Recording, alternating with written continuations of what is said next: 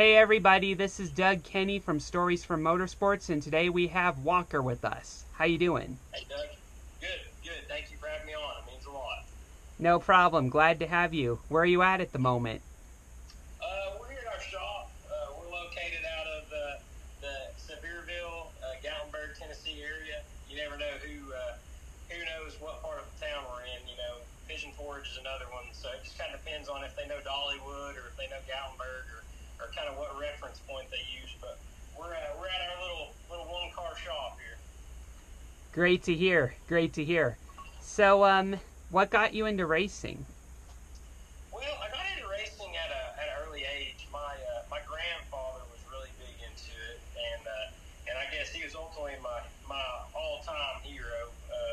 So he used to check me out of school early whenever I was, I guess, starting around, I don't know, 10 years old or so. He would check me out of school, and sometimes it was on Wednesdays, sometimes it was Thursday or Friday. It just kind of depended on how far we had to drive. But we ran what is, I guess, kind of now developed into the car store. So we ran late model stocks and did the touring series. At the time, it was the UARA Stars with Kerry Bodenheimer and his lovely wife, Wink. They ran that series, and we traveled with them and ran a full-time schedule with them for many years. And so that's kind of my first few trips to the racetrack, was going and watching Mark King with King Machine and Welding, one of our great partners. He ran his car, and we had another car as well that we still have in our possession. He ran those full-time in that series. So that was kind of when I first got the itch, or the bug, if you will. Definitely so, for sure.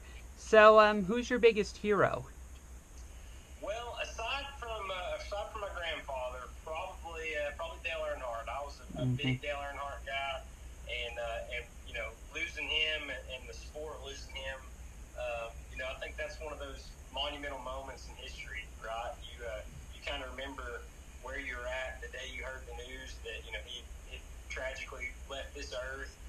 I remember exactly where I was at. I was at my grandparents, staying the night, and they kind of had to sit me down and break the news to me that we'd lost Dale Earnhardt, and I remember all of it.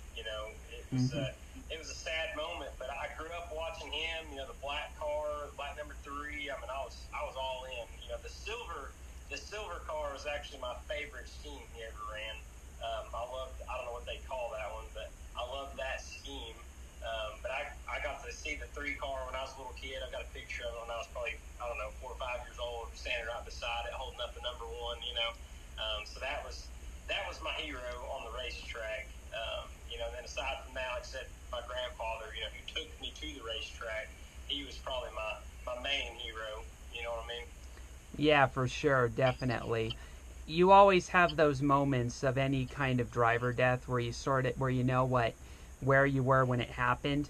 For me, I Yeah. had a similar feeling when Dan Weldon had died, in that IndyCar crash, because I was scheduled to go to that race, Wow. but I didn't go because I made a mistake in school and got grounded, and so I couldn't go to the race. But then it turned into the mess that it did, and I remember being really sad when I heard the news that Dan died. Yeah, there's just from my childhood, I remember just certain big events, and that's one of them. Dale Earnhardt in 2001, obviously 9/11. Hmm. Later on, I remember all of those key moments from my childhood, and that's kind of unfortunately, that's how I remember certain dates and where I was at those times. But luckily, you know, once Dale passed, luckily Dale Jr. Kept his career alive and kept running. So I guess like many other people, I became a junior fan from then on, and even through the good times and the bad, I stuck it through. And I remember when he won his second Daytona 500, I was in college, and had class the next day, I think, and I just remember staying up and just being glued to the TV, just hoping and praying nothing went crazy wrong, and he ended up getting that win. And I remember that like it was yesterday too. Even though that's been over 10 years ago.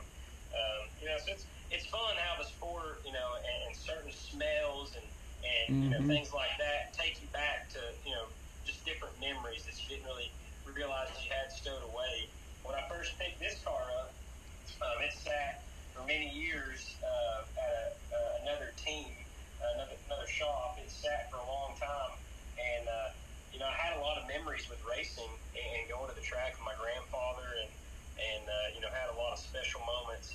And for whatever reason, when I picked this car up and it had that smell of the rubber and the gear oil and just being at the racetrack smell, it was like Mm-hmm. glued to this car.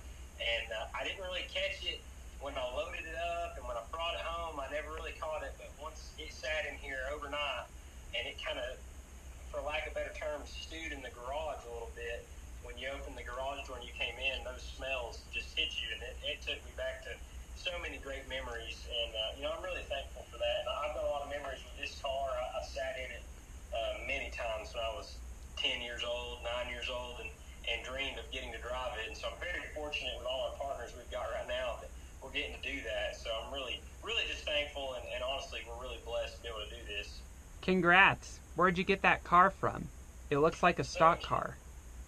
yeah, this is an older late model stock chassis, so it's a Hedgecock car. If you're familiar with some of these late model builders, Mm-hmm. there's a lot of prominent names in the late model world. But this is a Hedgecock chassis.